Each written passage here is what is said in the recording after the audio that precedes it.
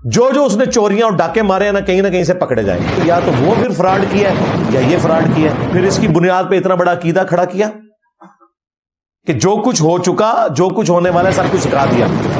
بسم اللہ الرحمن الرحیم. السلام علیکم ورحمۃ اللہ وبرکاتہ. اللہم صلی علی محمد وعلی آل محمد. امید کرتا ہوں کہ اللہ تبارک و تعالیٰ کے خیر و کرم سے آپ عافیت سے ہوں گے.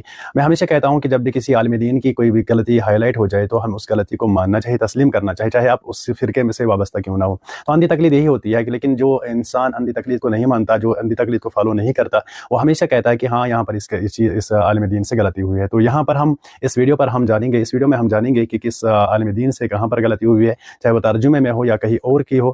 تو اندھی تقلید سے باہر آ جانا چاہیے، ہمیں تحقیق کرنی چاہیے، اور جہاں پر جس عالم دین سے غلطی ہوئے تو اس کو ہمیں ایکسیپٹ کرنا چاہیے، کیونکہ قرآن و سنت کے اگینسٹ اگر ہم چلے گئے تو ہمارا دین و ایمان جو ہے وہ خطرے میں پڑ جائے گا. چلو دیکھتے ہیں یہ ویڈیو.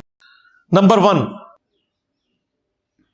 امام احمد رضا بریلوی صاحب المتوفی 1921 عیسوی، جن کا جو ترجمہ ہے کنز الایمان، ان کے بارے میں کلیم کرتے ہیں بریلوی کے جی بڑا بہترین ترجمہ ہے. وقتاً فوقتاً میں نے اس کی خوبیاں بھی بتائی ہیں اور خامیاں بھی. آج میں وہ خامی آپ کو بتانے لگا ہوں کہ انہوں نے ترجمے کے اندر کتنی بڑی تحریف کی ہے جس کا کوئی لینا دینا نہیں تھا قرآن حکیم کے ساتھ، اور انہوں نے جان بوجھ کے وہ ترجمہ اس میں داخل کیا. سورۃ الرحمن سٹارٹ میں ہی الرحمن علم القرآن خلق الانسان علمہ البیان، بالکل واضح ہے. ان کے اپنے ماننے والوں نے بھی جو بعد میں تراجم کیا انہوں نے بھی وہی ترجمہ کیا جو بنتا ہے.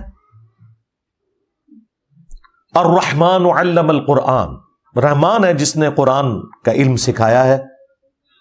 خلق الانسان، اسی نے انسان کو پیدا کیا.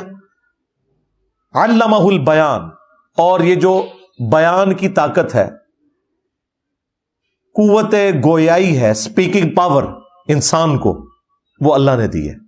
ظاہر دنیا میں جتنی ہلچل مچی ہوئی آپ کو نظر آ رہی ہے یہ اسی سپیکنگ پاور کی وجہ سے ہے. چاہے انبیاء کرام ہو یا ان کے مخالفین ہو، اپنے ساتھ جو لوگوں کو اٹیچ کرتے ہیں اس میں سب سے بڑی چیز جو ہے وہ سپیکنگ پاور ہوتی ہے. بالکل واضح تھا. اعلیٰ حضرت نے پتا کیا ترجمہ کیا؟ انہوں نے کہا کہ رحمان کا ترجمہ وہی کرنا تھا، علم القرآن، قرآن کا علم سکھایا.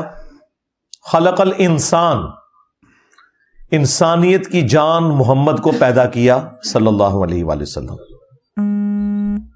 علمہ البیان، اور ما کان و ما یکون کا علم انہیں سکھا دیا. جو کچھ آج تک ہوا اور جو ہوگا، ٹوٹل علم غیب وہ اپنے نبی کو سکھا دیا. یہ ترجمہ کیا ہوا ہے علمہ البیان کا. یہ کس عربی کی لنگوسٹک میں یہ ترجمہ بنتا ہے؟ آج بھی 1.5 کروڑ کرسچنز ایسے ہیں جن کی بائی برتھ زبان عربی ہے. جائیں ان سے جا کے ترجمہ کروا لیں. مسلمانوں سے کروانے کی ضرورت نہیں، یہ 2 نمبری کریں گے. ان سے پوچھیں کہ کیا عربی میں یہ ترجمہ بنتا ہے اس کا؟ پھر اس کی بنیاد پہ اتنا بڑا عقیدہ کھڑا کیا کہ جو کچھ ہو چکا، جو کچھ ہونے والا ہے، سب کچھ سکھا دیا. اور پھر ان سے پوچھیں پھر اللہ اور رسول کے علم میں فرق کیا ہے؟ کہتے ہیں جی اللہ کا تو غیر محدود ہے اور نبی کا محدود ہے. جب آپ نے کہا کہ جو کچھ ہو چکا، جو کچھ ہونے والا ہے، سب کچھ سکھا دیا، انڈائریکٹلی آپ غیر محدود ہی کہہ رہے. جی آپ نبی کی شان کو نہیں مانتے. سرکار آپ کے خود اعلیٰ حضرت نے جب ترجمہ کیا ہے نا، قرآن میں جگہ جگہ آیا کہ اے نبی یہ تم سے پوچھتے ہیں قیامت کا دن کب آئے گا. سورۃ الملک میں بھی آپ نے پڑھا ہے وَيَقُولُونَ مَتَىٰ هَٰذَا الْوَعْدُ إِن كُنتُمْ صَادِقِينَ، اور یہ کہتے ہیں کہ جو تم ہمیں وعدہ دیتے ہو کہ آخرت کا دن آئے گا، اگر سچے ہو تو بتاؤ کب آئے گا. اس کے جواب میں کیا کہا گیا؟ قُلْ إِنَّمَا الْعِلْمُ عِندَ اللَّهِ، اے نبی تم فرماؤ کہ اس کا علم اللہ کے پاس ہے. وَإِنَّمَا أَنَا نَذِيرٌ مُبِينٌ، اور میں تو سوائے اس کے کچھ نہیں ہوں کہ کھلا ڈر سنانے والا ہوں.